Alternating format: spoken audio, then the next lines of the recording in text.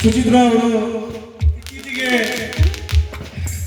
ತಲೆ ಹಂಚಿಕೊಳ್ತಿರೋ ಒಬ್ಬ ಅದ್ಭುತ ನಟಿಯಾಗಿದ್ದಾರೆ. ಅವರಿಗೆ ಮುಂದೆ ಒಳ್ಳೊಳ್ಳೆ ಅವಕಾಶ ಸಿಗಲಿ, ಹೆಚ್ಚು ಅವಕಾಶ ಸಿಗಲಿ.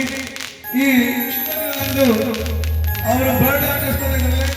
ಕಿರುಸೂರಿನ ಗ್ರಾಮಸ್ಥರ ಪರವಾಗಿ, ನಮ್ಮೆಲ್ಲ ಯುವ ಮುಖಂಡರ ಪರವಾಗಿ, ಬಸವೇಶ್ವರ ಕಲಾ ಸಂಘದ ಪರವಾಗಿ ಅವರಿಗೆ ಹುಟ್ಟುಹಬ್ಬದ ಅನಂತ ಶುಭಾಶಯಗಳು.